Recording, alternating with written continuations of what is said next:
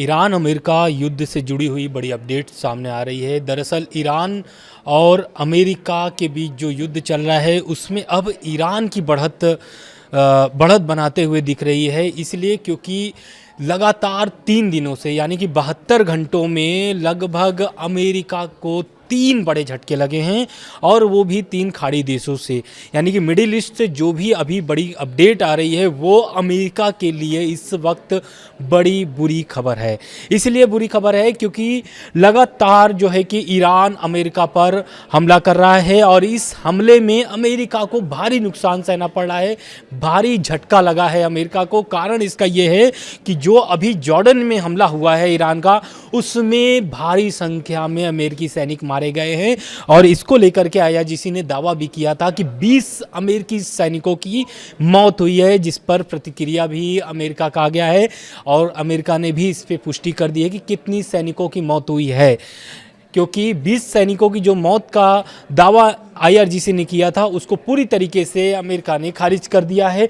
बाकी ये जो 72 घंटे में जो हमले हुए हैं ईरान की तरफ से, ईरान के इस हमले से अमेरिका इतना नाराज़ क्यों हो गया है और इतना अमेरिका के जो सैनिक हैं वो डर से क्यों गए हैं? दरअसल इसलिए क्योंकि चाहे फिर वो सीरिया हो, चाहे फिर वो जॉर्डन हो या फिर कुवैत हो, तीनों जगहों पर एक तरीके से भीषण हमला हम ये बोल रहे ईरान की हुई है।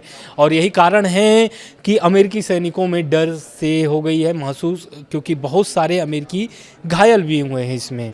नमस्कार, मैं हूं आनंद कुमार प्रजापति और आप देख रहे हैं दुनिया दरबार। तो सबसे पहले हम अपडेट ये ले लेते हैं क्योंकि जो अपडेट आया है वो अमेरिका के लिए चिंताजनक है और अमेरिका की परेशानी बढ़ा सकता है। कारण ये है कि अमेरिका और ईरान के बीच जो संघर्ष चल रहा है उसमें जो 3 मिडिल ईस्ट में जो 3 देश है जहां पर अमेरिकी एयरबेस है वहां पर बड़ा हमला हुआ है। पहला तो हम जो बता दें आपको, ताज़ा जो अपडेट है वो ये है कि जॉर्डन में जो हमला हुआ था उसको लेकर के अब जानकारी सामने आ गई है। तो पहले हम बता देते हैं हमला हुआ कहां था जॉर्डन में। तो ईरान ने जॉर्डन के अराजक एयरबेस स्थित अमेरिकी नियंत्रण वाले कम्युनिकेशन सिस्टम और फ्यूलिंग स्टेशन को निशाना बनाया था, जिसमें 2 सैनिकों की मौत हुई थी। और वहीं आईआरजीसी ने इस दावे को लेकर के आईआरजीसी ने एक दावा किया इस हमले के बाद कि उसने जॉर्डन में अमेरिकी सैन्य ठिकानों पर हमला कर 20 हैंगर नष्ट किए हैं। और हैंगर मतलब कि जहां पर सैन्य जो विमान होते हैं उसको वहां पर रखे जाते हैं। तो 20 हैंगर नष्ट किए गए हैं और कई सैनिकों को मार गिराया गया है ईरान के हमलों में। लेकिन वहीं पर अमेरिका ने ईरान के इस दावे को खारिज करते हुए बताया कि 17 सैनिकों की मौत हुई है, जिसकी अमेरिका ने पुष्टि कर दी है। उसके बाद हम बात कर लेते हैं कुवैत में जो एयर स्ट्राइक हुई थी।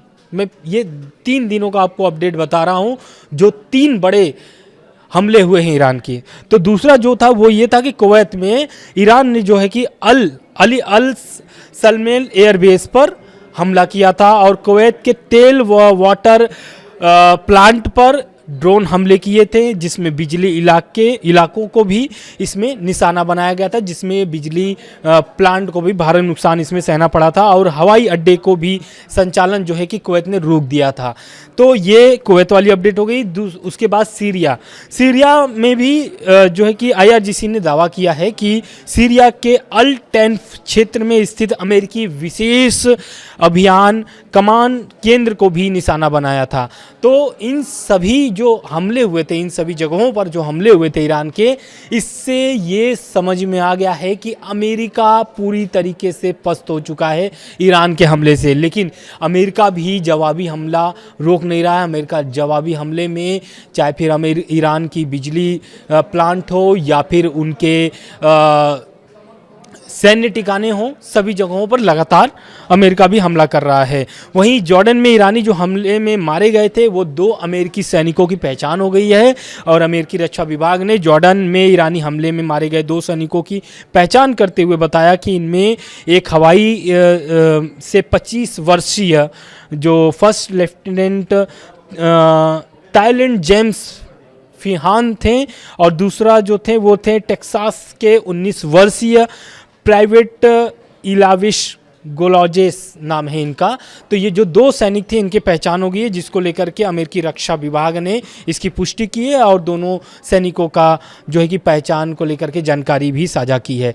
वहीं ईरान ने एक बड़ा धमकी दिया है अमेरिका को इन हमलों के बाद, और एक तरीके से कड़ी चेतावनी देते हुए उनको अमेरिकी सैनिकों को उसका भी रहे हैं। कारण उसका ये है क्योंकि अमेरिका ने ज़मीनी हमले को लेकर के कुछ तैयारी की हुई थी, जिसका उनको एक सूत्र के हवाले से उनको जानकारी मिली थी। उसके बाद जो है कि ईरान भी पूरी तरीके से कुवैत हो, बहरीन हो, इन सभी जगहों पर अमेरिकी ऑपरेशन, ज़मीनी ऑपरेशन चलाने के लिए एक तरीके से धमकी दे डाली थी। तो उसको लेकर के एक सामने बयान आया हुआ है ईरान का कि अगर उसने खार्ग आइलैंड पर कब्जे करने की कोशिश की तो उसके सैनिक जो है कि जिंदा वापस नहीं लौट पाएंगे। यानी कि अमेरिकी जो सैनिक है खर्ग जो आइलैंड है वहाँ से वो वापस नहीं जा सकते हैं। वहीं ईरान के जो विदेश मंत्रालय के प्रवक्ता हैं उनका कहना है कि अमेरिकी राष्ट्रपति डोनाल्ड ट्रंप की खाक आइलैंड पर कब्जा से जुड़े बयान पर प्रतिक्रिया देते हुए उन्होंने कहा कि ईरान में ऐसे लोग हैं जो अमेरिकी सैनिकों के आने का इंतजार कर रहे हैं। खर्ग आइलैंड और उसके आसपास सामना करने के लिए पूरी तरीके से ईरानी सेना IRGC पूरी तरीके से तैयार है। खर्ग आइलैंड जो है फारस की खाड़ी में बुसहर प्रांत के तट से करीब 55 किलोमीटर दूर स्थित है। ये ईरान के तेल निर्यात का सबसे बड़ा केंद्र माना जाता है और रणनीतिक रूप से भी देश की सबसे महत्वपूर्ण ऊर्जा परिसंपत्तियों में भी गिना जाता है। यानी कि आप समझिए कि ईरान के लिए ये जो आइलैंड है कितना महत्वपूर्ण और कितना एक तरीके से मायने रखता है ईरान के लिए। तो उसको लेकर के ये जानकारी थी। घुसपैठ को लेकर के भी IRGC ने अमेरिका को एक तरीके से चेतावनी दे डाली है कि अगर घुसपैठ होता है तो उसका पूरा जवाब जो है कि IRGC देगी। वहीं 5 बड़े अपडेट हम आपको बता देते हैं कि 5 बड़े, ये जो 24 घंटों में जो 5 बड़े अपडेट सामने आए हैं वो, तो पहला जो अपडेट वही था कि जो जॉर्डन, कुवैत और ओमान में अमेरिकी ठिकानों पर हमला हुआ है। IRGC ने इस हमले को लेकर के बड़ा दावा किया है। उनका कहना है कि मौजूदा जो इन तीनों देशों में अमेरिकी सैन्य ठिकाने थे वो बहुत बुरी तरीके से नष्ट हो चुके हैं क्योंकि ईरान पर इस पर बड़ा हमला हुआ है। साथ ही चेतावनी भी दी है कि अभियान आगे भी जारी रहेगी। वहीं दूसरा जो अपडेट है वो है कि कुवैत में जो डिस्टिलेशन प्लांट यानी कि जो प्लांट है, बड़े बड़े जो प्लांट है कुवैत में, उसको भारी नुकसान पहुंचा है। बिजली जो प्लांट है उसको भारी नुकसान पहुंचा है, चाहे फिर वो वाटर प्लांट हो, इन सभी दोनों प्लांटों पर बड़ा हमला हुआ है और ईरान के इस हमले से भारी नुकसान भी सहना पड़ा है कुवैत को। मंत्रालय ने इस घटना की पुष्टि करते हुए राहत कार्य जारी होने की जानकारी दी है। वही तीसरा जो है कि ईरान जो है कि बड़ा दावा फिर से कर दिया है और उसका कहना है कि अमेरिका ने परमाणु षड्यंत्र को निशाना फिर से यानी बना लिया है। परमाणु प्लांट को फिर से वो निशाना बना रहा है अमेरिका। ईरान के एटॉमिक एनर्जी ऑर्गेनाइजेशन यानी कि AEOI ने आरोप लगाया है कि अमेरिका ने उनके इस परमाणु प्लांट पर बड़ा एक तरीके से हमला किया है और इस हमले की जो जानकारी जो दिया है वो AEOI ने इसको आरोप लगाते हुए इसकी जानकारी दी है। वही जो चौथा अपडेट आ रहा है वो ये आ रहा है कि ईरान में जो है कि बिजली संकट गहराते जा रहा है। इसके पहले भी ईरान जो है कि ईरान की जो सरकार है वो अपनी जनता से एक अपील की थी कि बिजली और पानी की जो संकट है वो गहराती जा रही है। उसको लेकर के उन्होंने कहा कि जितना ज़रूरत हो उतना ही आप उसका इस्तेमाल करें क्योंकि लगातार अमेरिका वाटर प्लांट हो या फिर बिजली प्लांट हो दोनों पर निशाना बना रहा है। तो उसको लेकर के भी एक अपडेट आया है कि अमेरिकी हमलों और भीषण गर्मी के बीच ईरान में बिजली संकट बढ़ गया है। तेहरान समेत कई इलाकों में रोज़ बिजली कटौती हो रही है और जिससे आम जनजीवन और पढ़ाई प्रभावित हो रही है ईरान की जनता को। वहीं 5वां जो अपडेट वो है कि इराक हॉर्मुज पर निर्भरता घटाने की तैयारी में है। यानी कि स्टेट ऑफ हॉर्मुज से जुड़ी हुई ये अपडेट है। स्टेट ऑफ हॉर्मुज में आपको भी पता है कि आवाजाही जो है कि जहाज़ों की बहुत कम हो चुकी है, नियंत्रण हो चुकी है क्योंकि जो पहले जहाज़ों की आवाजाही थी उससे अब एक तरीके से कमी देखने को मिल रही है। कारण उसका यही है कि स्टेट ऑफ हॉर्मुज में IRGC ने पूरी तरीके से जहाज़ों की आवाजाही बंद कर दी है। वहीं अमेरिकी जो नाकेबंदी है उसके कारण से ईरान की जो जहाज़ें हैं वो भी एक तरीके से बाईपास नहीं कर पा रही है उनके जो नाकेबंदी है अमेरिका की। तो पांचवा जो ये अपडेट था स्टेट ऑफ हॉर्मुज से जुड़ा हुआ, तो इराक ने बसरा से तुर्की और सीरिया तक नई तेल पाइपलाइन बिछाने की योजना पर काम शुरू किया है। इसका उद्देश्य तेल निर्यात के लिए हॉर्मुज पर निर्भरता कम करना है। तो ये रह गई 5 बड़ी अपडेट।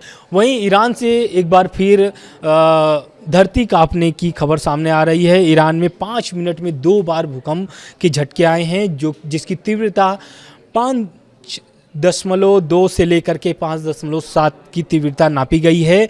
और ये जो इलाका था ईरान का, तो वो ये केरमानशाह प्रांत के खुजराना प्रांत क्षेत्र में आई थी सुबह। और ये जो इसकी टाइमिंग थी, उसकी टाइमिंग को लेकर के सुबह 7:13 पर नापी गई है ये भूकंप।